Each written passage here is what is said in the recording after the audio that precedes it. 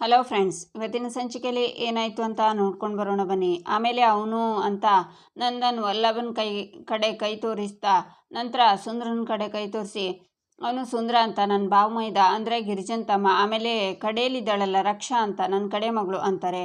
ಆಗ ಹನುಮಂತಣ್ಣ ಬಂದು ನಂದ ಸ್ವಲ್ಪ ಲೇಟ್ ಆಯಿತು ಅಂತಾರೆ. ಸರಿಯಾದ ಟೈಮ್ಗೆ ಬಂದ್ರಿ, ನನ್ನ ಬೀಗರ ಕುಟುಂಬಕ್ಕೆ ನನ್ನ ಕುಟುಂಬದ ಪರಿಚಯ ಮಾಡಿಕೊಡ್ತಿದ್ದೆ. ಇವರು ಹನುಮಂತಣ್ಣ ಅಂತ. ಸಂದರ್ಭದಲ್ಲಿ ಏನು ಹೇಳಬೇಕೋ ಗೊತ್ತಿಲ್ಲ, ಎಲ್ಲನೂ ಅವರೇ ನನಗೆ ಅಂತಾರೆ ನಂದನ್. ವಲ್ಲಭ ಬೇಜಾರಾಗ್ತಾನೆ. ಈಚೆ ಶ್ರೀಕಂಠ ಅಂತ ಕೂಗ್ತಿರ್ತಾನೆ. ಇಂದಿರಾ ಬಂದು, ಶ್ರೀಕಂಠ ಏನು ಆಯಿತು, ಹುಷಾರಿಲ್ವನೋ, ಯಾಕೋ ಹೀಗಾಡ್ತಿದ್ಯಾ, ಏನಾಯಿತು ನಿನಗೆ ಅಂತಾರೆ.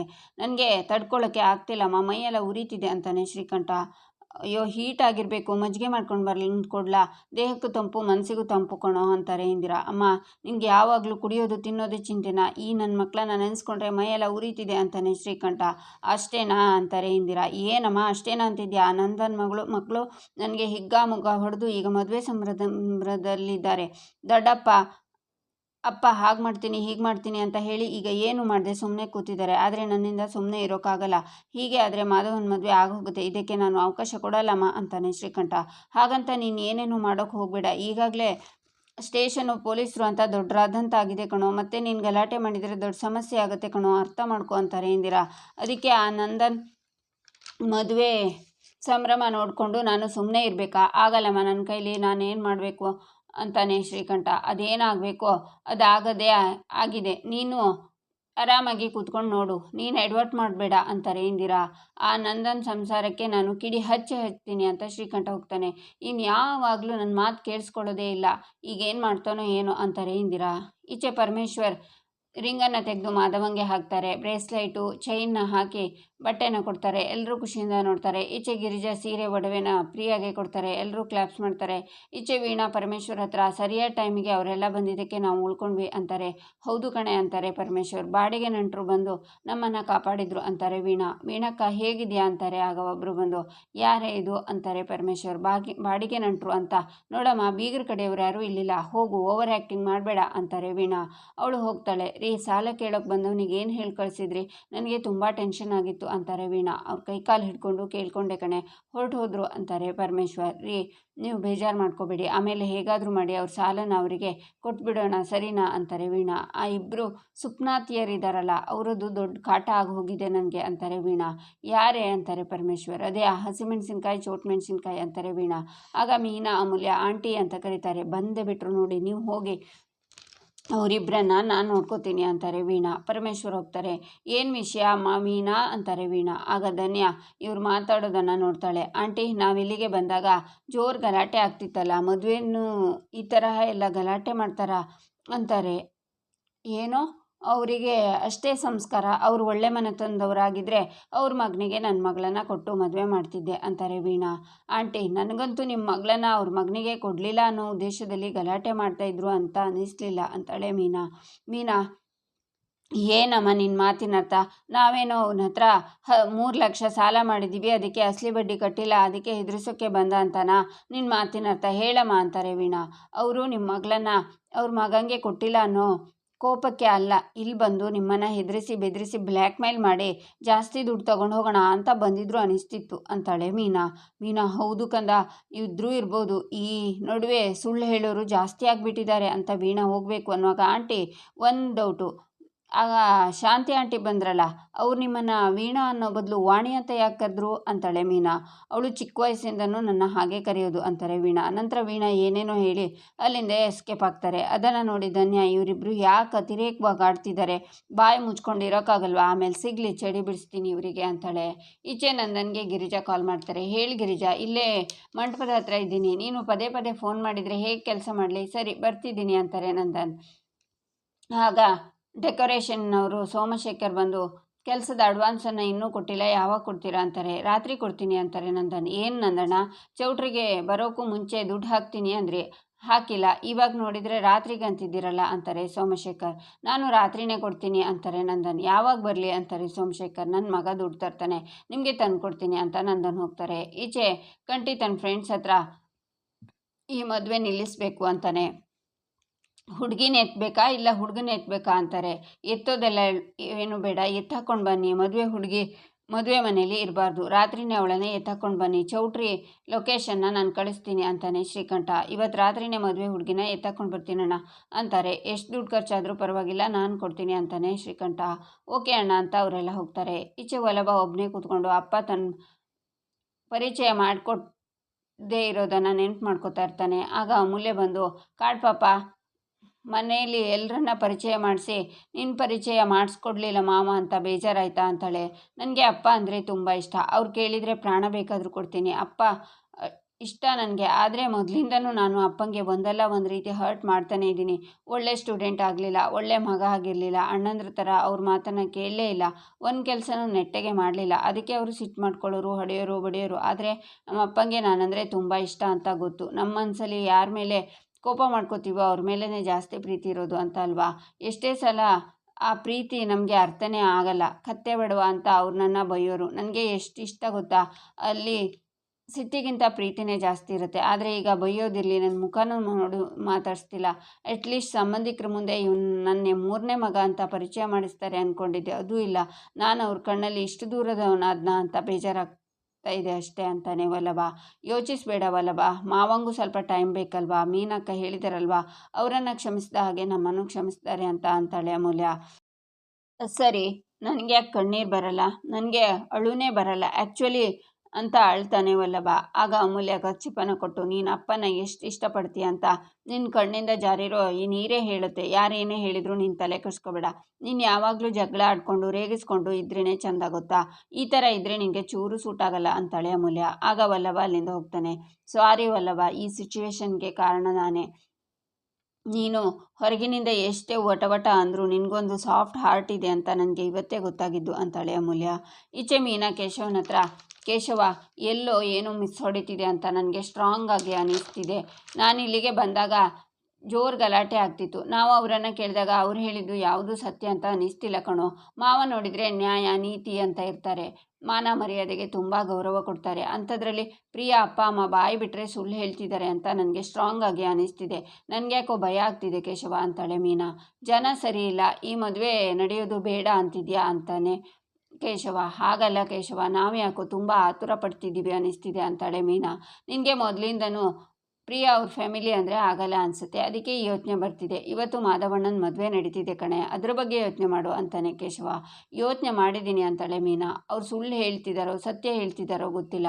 ನಮ್ಮ ಮಾಧವಣ್ಣ ಅತ್ತಿಗೆನ ತುಂಬ ಇಷ್ಟಪಟ್ಟಿದ್ದಾನೆ ಕಣೆ, ಅತ್ತಿಗೆನೂ ಮಾಧವಣ್ಣನ ಇಷ್ಟಪಟ್ಟಿದ್ದಾರೆ ನೋಡು. ಈ ಮದುವೆ ಆಗೋದು ಮುಖ್ಯ, ಅದರ ಬಗ್ಗೆ ಯೋಚನೆ ಮಾಡು ಅಂತಾನೆ ಕೇಶವ. ಇವ್ರು ಯಾಕೆ ನನ್ನ ಮಾತೆ ನಂಬಲ್ಲ ಅಂತ ಮೀನಾ ಯೋಚನೆ ಮಾಡುವಾಗ ನಂದನ್ ಬಂದು, ಕೇಶವ ಏನು ಇಲ್ಲಿದ್ಯಾ, ಚೀಟಿ ದುಡ್ಡು ತಗೊಂಡು ಬರೋಕ್ಕೆ ಹೋಗಿಲ್ವ ಇನ್ನು ಅಂತಾರೆ. ಹೋಗ್ತೀನಿ ಅಂತ ಕೇಶವ ಹೊರಡ್ತಾನೆ. ಜೋಪಾನ ಕಣೋ, ತುಂಬ ದೊಡ್ಡ ಅಮೌಂಟು, ಜೋಪಾನವಾಗಿ ತಗೊಂಡು ಬಾ ಅಂತಾರೆ ನಂದನ್. ಸರಿ ಅಂತ ಕೇಶವ ಹೋಗ್ತಾನೆ. ಹೋದವರನ್ನು ನೋಡ್ಕೊ ಅಮ್ಮ ಅಂತ ನಂದನ್ ಹೋಗ್ತಾರೆ. ಈಚೆ ರೂಮಲ್ಲಿ ಪ್ರಿಯಾ ಸುಮ್ಮನೆ ಕೂತಿರ್ತಾಳೆ. ವೀಣಾ ಹತ್ರ ಲಾವಣ್ಯ, ಅಮ್ಮ ಈ ಕುಚ್ಚು ಎಷ್ಟು ಚೆನ್ನಾಗಿದೆ ಅಲ್ವಾ ಅಂತಾಳೆ. ಹ್ಞೂ ಮಗಳೇ, 1,00,000 ಕೊಟ್ಟಿರೋ ಸೀರೆ ಕುಚ್ಚು ಹಾಕಿಲ್ಲ ಅಂದರೆ ನಾನು ಸುಮ್ಮನೆ ಬಿಡ್ತೀನಾ ಅಂತಾರೆ ವೀಣಾ. ಅಮ್ಮ, ನೀನು ಹೇಳ್ತಿರೋ ಪ್ರತಿ ಸುಳ್ಳನ್ನು ಅವ್ರ ಮನೆಯವರು ಕಣ್ಮುಚ್ಕೊಂಡು ನಂಬ್ತಾ ಇದ್ದಾರೆ. ಅಲ್ಲ, ನೀವ್ಯಾಕೆ ಇಷ್ಟು ಸುಳ್ಳು ಹೇಳ್ತಿದ್ಯಾ ಅಂತ ನನಗೆ ಅರ್ಥ ಆಗ್ತಿಲ್ಲ ಅಂತಾಳೆ ಪ್ರಿಯಾ. ನಾನು ಇಷ್ಟೊಂದು ಸುಳ್ಳು ಹೇಳಿಲ್ಲ ಅಂದರೆ ನಿನ್ನ ನೋಡೋಕ್ಕೆ ಅವ್ರು ಬರ್ತಿರ್ಲಿಲ್ಲ, ಮದುವೆ ಖರ್ಚನ್ನು ಅರ್ಧ ಅವ್ರ ಮೇಲೆ ಹಾಕೋಕ್ಕೂ ಆಗ್ತಾನೇ ಇರಲಿಲ್ಲ, ಫೋಟೋಶೂಟು ಅವರು ತಲೆ ಮೇಲೆ ಹಾಕೋಕ್ಕಾಗ್ತಿರ್ಲಿಲ್ಲ. ಒಟ್ಟಾರೆ ಹೇಳಬೇಕು ಅಂದರೆ ಇವತ್ತು ನಾವು ಚೌಟ್ರಿಗೆ ಬರೋಕ್ಕೆ ಆಗ್ತಿರ್ಲಿಲ್ಲ ಅಂತಾರೆ ವೀಣಾ. ನೀವು ಬಾಡಿಗೆ ನೆಂಟ್ರನ್ನ ಕರ್ಕೊಂಡು ಬಂದಿದ್ದನ್ನು ಮೀನಾ ಗಮನಿಸ್ತಿದ್ದಾರೋ ಅಂತಾಳೆ ಪ್ರಿಯಾ. ಹೌದು ಕಣೆ, ಅವಳು ಪ್ರಶ್ನೆ ಮೇಲೆ ಪ್ರಶ್ನೆ ಮಾಡ್ತಾಳೆ, ಅವಳಿಗೆ ಒಂದು ಮೂಗ್ದಾರ ಹಾಕಬೇಕು ಅಂತಾರೆ ವೀಣಾ. ಅಮ್ಮ, ಮಾಧವ ತುಂಬ ಒಳ್ಳೆಯವರಮ್ಮ, ಯಾವುದೇ ಸ್ಥಿತಿಲೂ ಕೈ ಬಿಡಲ್ಲ ಅಂದಿದ್ದಾರೆ. ಅಂಥ ಜನಕ್ಕೆ ಮೋಸ ಮಾಡ್ತಿದ್ದೀವಿ ಅಂತ ನನಗೆ ತುಂಬ ಹಿಂಸೆ ಆಗ್ತಿದ್ದಮ್ಮ. ಅವರಿಗೆ ನಮ್ಮ ಒಂದೇ ಒಂದು ಸುಳ್ಳು ಗೊತ್ತಾದರೂ ನಮ್ಮ ಮೇಲೆ ಇಟ್ಟಿರೋ ನಂಬಿಕೆ ಹಾಳಾಗುತ್ತೆ ಅಂತಾಳೆ ಪ್ರಿಯಾ. ಹೇಳಿರೋ ಸುಳ್ಳನ್ನು ಬದಲಾಯಿಸೋಕ್ಕಾಗಲ್ಲಮ್ಮ, ಸುಳ್ಳು ಹೇಳೋದನ್ನು ಕಡಿಮೆ ಮಾಡ್ಬೋದು ಅಷ್ಟೇ ಅಂತಾರೆ ವೀಣಾ. ಆದರೂ ನನ್ನ ಕೈಲಿ ಇದೆಲ್ಲ ಆಗ್ತಿಲ್ಲ ಅಮ್ಮ, ಯಾವಾಗ ಸಿಕ್ಕಾಕೋತೀವೋ ಅಂತ ಹೆದರಿಕೆ ಆಗ್ತಿದೆ, ನನಗೆ ನೆಮ್ಮದಿಯಾಗಿರೋದಕ್ಕೆ ಆಗ್ತಿಲ್ಲ ಅಂತಾಳೆ ಪ್ರಿಯಾ. ನಿನ್ನ ಜಾತಕನೇ ಅಷ್ಟೇ, ನಿನ್ನ ಮದುವೆ ಕಣೆ, ಪ್ರತಿ ಕ್ಷಣನೂ ಎಂಜಾಯ್ ಮಾಡು ಅಂತಾರೆ ವೀಣಾ. ಹೌದು ಕಣೆ ಅಕ್ಕ, ಎಂಜಾಯ್ ಮಾಡು ಅಂತಾಳೆ ಲಾವಣ್ಯ. ದೇವರೇ, ಈ ಮದುವೆ ಯಾವುದೇ ತೊಂದರೆ ಇಲ್ದಂಗೆ ಆಗ್ಲಪ್ಪ ಅಂತಾಳೆ ಪ್ರಿಯಾ.